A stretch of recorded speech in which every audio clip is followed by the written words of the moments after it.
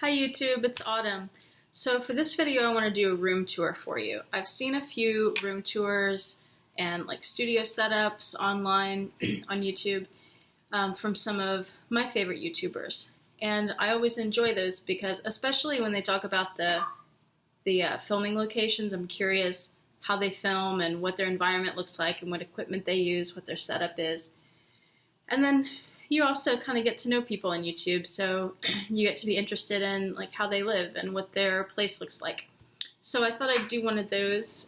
Maybe it's a little early to do that because I don't have many subscribers. I think I have about 43 right now, which I'm surprised I even have 43. Who knows? I'm not in this to get a ton of subscribers. I'm just doing it because I've enjoyed seeing other people's videos like these. And so I thought, maybe I have something to say too that people would enjoy. So that's why I'm doing the video today, because I've seen these that I enjoy, so I thought there might be some people that would enjoy seeing one from me. And before I do the room tour, I want to tell you about the apartment that we're in now.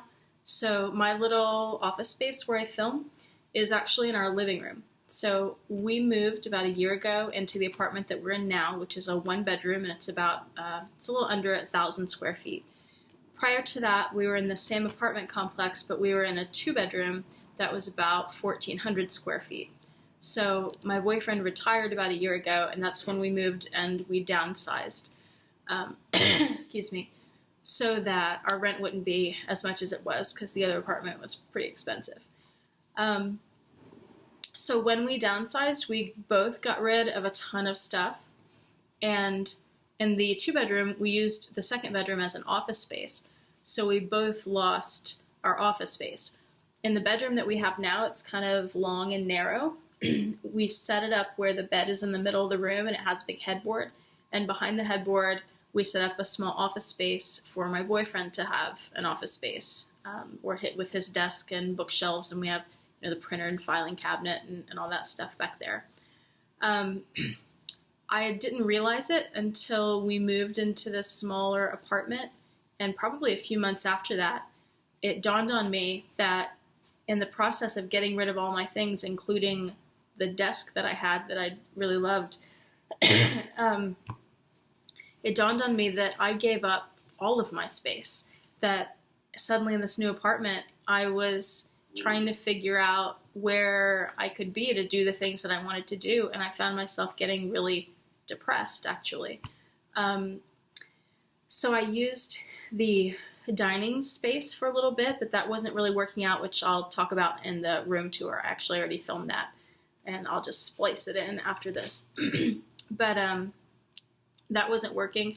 The space where my desk is now was a little corner nook where my boyfriend had a bookcase with like music books and guitar stuff, and he had his guitar set up and he would practice his guitar there. And I didn't want to take that space from him, but it got to be so bad for me, where I was just really getting to where I hated this apartment because I didn't have a space for myself, that he volunteered to give up this corner so that I could have a little space that was just mine. Sorry for the coughing. Like I've said in several videos that I'm filming today, I'm getting over a cold, and it's really annoying to me and probably is to you too, and I apologize. So anyway, the corner that I'm in now used to be his guitar space. He very generously gave that up so that I could have a space of my own. It's very small, but I've been so much happier since I've had it, and it works really well for me, and I think I have it set up pretty well. And then being a small apartment, and being that I used to live in New York, so I know how to live in small apartments, small spaces, and I know how to store vertically instead of just spreading things out, and I know how to compact things. And then being an artist, I know how to organize. Well, artists aren't usually very organized, but I know how to like sort of decorate a little. I know how to put colors together and textures, and at least I think I do. I don't have any formal training in decoration, home decor. But anyway, I'm hoping that maybe the room tour can give a few people some ideas for their own spaces, or some inspiration or little tips for how to fit this into a space. You know, you'll see. So I'm gonna stop talking about what I'm about to show you and just show it to you instead of rambling on. So I'm gonna switch cameras and I will be right back. So I'm starting with the backdrop that you're used to seeing in my videos. I'm gonna back up so you can see the whole room and get a sense of the space. So there we are. There's my dog Sebastian. So that's where I sit. That's my little office area, and it's actually in the middle of our living room. So I'm gonna do a little spin here. There's the couch, and I'm gonna back up the windows, and hopefully I'm not gonna run into anything.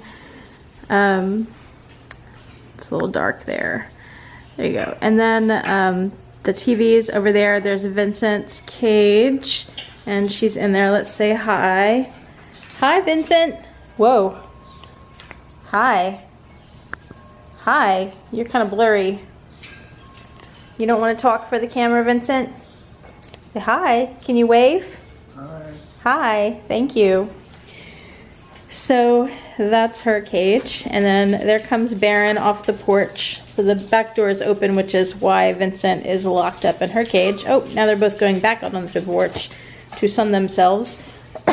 There's their very messy dog bed in the corner with toys and blankets strewn about. This little dining area, this I used as my office space for a little bit, but my boyfriend uses that space too. That's his table and chairs.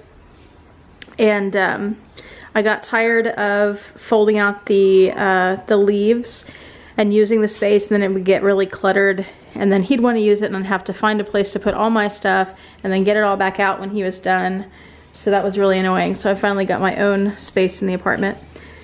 This is some bookshelves that we have cookbooks and let's see, I'm gonna get a little closer so you can see better. So we have cookbooks and some binders with recipes and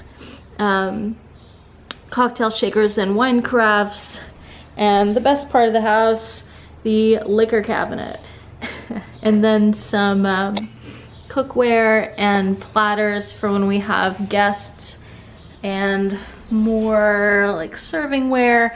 And then I have these baskets where we keep the green beans and the cans of pumpkin puree and the bird food. The green beans and pumpkin are for Sebastian. He needs a high fiber diet, and so he gets that with his excuse me, with his breakfast every day. A big stock pot, one of my tea sets, and then up here we have some wood that we put on the wall with the pot rack and our pots. So we didn't have enough cabinet space to store all that and all my other 30,000 things that I have for the kitchen. So we did that. When I lived in New York and lived in really small spaces, I learned to go vertical with storage. So that's where I got that idea. And then the kitchen is over there. Boyfriend got these fresh flowers for me yesterday. Very pretty. And I got him a bowl of Easter chocolate candy. So we're pretty good to each other, I guess.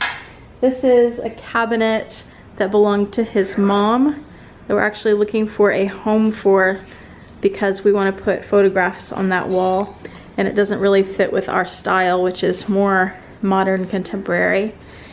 And then here's another angle of my desk and the living room. So I want to talk about the desk for a second because it's not really a desk, it's a dining table. In the old apartment, when I had a desk of my own, I had this great old solid wood desk that was something that I got for about $100 about 20 years ago from Salvation Army. And for this space, because it's such a small room, I wanted to have, I didn't want to have drawers and have it feel really enclosed to make the space feel smaller.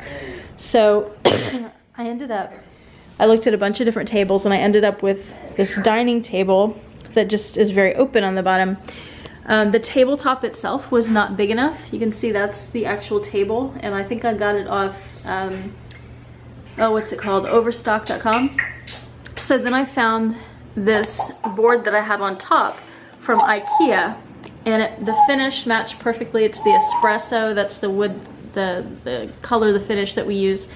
And then my aunt works at a glass shop, so she had this glass top cut for, I don't know, $20 or so. So I think the whole table, I think the top she paid for, so I got it for free. And then the tabletop from IKEA was maybe $20. Excuse me, it might have been 40. And then the table was 100 or 150. So the whole thing was under $200 for a desk, and it's worked out really well, and it's been the perfect size. And then I found, I'm gonna bring you around to the front here to show you my setup where I film.